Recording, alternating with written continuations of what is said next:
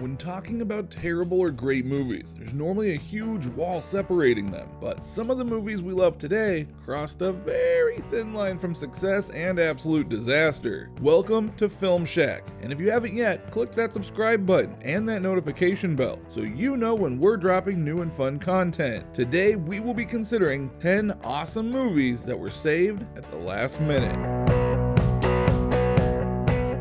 First Blood, release year 1982. The first installment of the Rambo movie series, First Blood, had an original ending that could have ended any possible sequels to the franchise. To give it some context, the main character Rambo has gone back home from a long and certainly action-packed battlefield. As he does so, however, he finds out that the whole time he was actually fighting against the United States, his own country. Now, the ending for the movie as we know it includes Rambo giving himself up to the police due to guilt, but the original ending is a whole other can of worms. In this ending, Rambo indirectly commits suicide by having someone else shoot him in the gut. What? The ending was only changed thanks to Sylvester Stallone, thinking that him committing suicide wasn't a satisfying ending at all. Thanks to his comment, we now have the whole action-packed Rambo movie series that we all know and love. Imagine how different 80s pop culture would have turned out if it weren't for that last-minute change.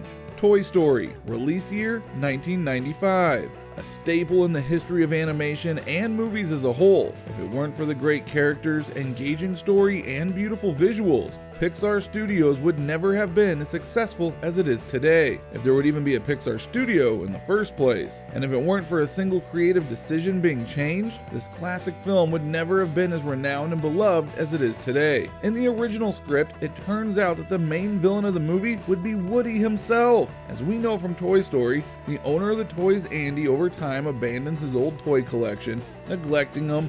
Woody isn't happy about it and will sometimes lash out or just be cranky. But in the original script, Woody was naturally a sarcastic and vindictive character. He was essentially a bully towards the other toys. He had a completely different evil design and everything. Disney was pushing this idea, but thankfully, Pixar realized it wasn't good material. If it weren't for that, one of the most iconic characters in cinema would have never existed.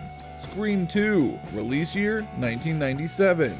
If you wanted a horror fix in the late 90s, this was it. One of the most famous and influential slasher films, Scream 2 had various different scripts that could have changed the entire movie's purpose. Okay, if you need a refresher, Scream 2 ends with the reveal that the murderers stalking the main character Sidney are Debbie Salt and film student Mickey. Turns out that Debbie, the mother of one of the murderers from the first film, wants revenge against Sidney for killing her son. Pretty spooky, but one of the other alternate endings might have been even spookier. A draft had been released that featured almost every supporting character in the film being in on one huge conspiracy to kill Sidney. In this draft, the killers included Debbie, Mickey, Sidney's boyfriend Derek, and best friend Hallie. What a crazy ending that would have been.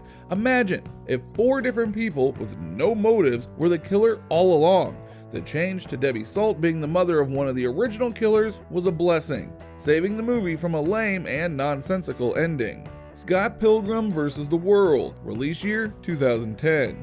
Alright, now this is just a weird movie. Not only because of the style direction, with it being a video game world and yet not being a video game world at the same time, it's also weird because of its popularity. When the movie came out, it was unfortunately a cinema flop. However, it didn't take long for it to somehow become a cult film. Well, even weirder is the alternative ending. In case you haven't watched the movie, the story follows Scott Pilgrim and his girlfriend Ramona Flowers. In order for Scott to continue dating Ramona, he must defeat her 7 evil ex-boyfriends. The entire movie, these ex-boyfriends are attacking him, and he's taking them out one by one. It's a comedy adventure film, so it's very lighthearted with video game mechanics and visuals such as hearts and power-ups. He manages to defeat all 7 exes and gets the girl, living happily ever after. However, in the original ending, this happens. After defeating the final evil ex and before the film ends, the camera pans to a news report saying that a local teen has killed 7 people. Yeah. In the original ending, Scott was actually a serial killer that realistically and brutally murdered his girlfriend's exes. The whole video game aesthetic was supposed to be a dream from Scott's perspective. The whole ending would have just ruined the movie. X-Men Days of Future Past, release year 2014. X-Men is a very beloved franchise, not only within the world of comic books, but movies as well. However, Days of Future Past stands out in the series of X-Men films due to the famous Quicksilver slow-mo scene. You know, the one where Quicksilver has to break Magneto out of prison? Originally, a young Juggernaut was going to be recruited for the rescue mission, but the director, Bryan Singer, changed that role to Evan Peters due to him being inspired by some high-speed camera videos. Because of this small coincidence, a famous and cinema-changing scene was birthed. Many other movies, such as Justice League and even Sonic the Hedgehog, have now featured similar scenes, and we can expect more of that in the future. Clerks, release year 1994. A 1994 comedy film, Clerks is now considered a cult classic and is adored by many people for its humor, style, and its sequel, Clerks 2. However, all of that could have been negated had they kept the original ending. The ending was filmed and everything, you can even watch it on YouTube. And this ending, Dante Hicks, the Quick Stop worker who wasn't even supposed to be there on that fateful day, gets murdered by a mysterious man who robs the register. The film ended with a shot of Dante's lifeless corpse on the ground. Had it not been for the actor that played Dante to say that he hated the ending, Kevin Smith wouldn't have removed it completely. The ending would have been way too straightforward and would only serve the comedic value of the one-line joke, "I'm not even supposed to be here today," which would be funny in thought, but actually executing the joke this way would have simply killed the whole experience of the film.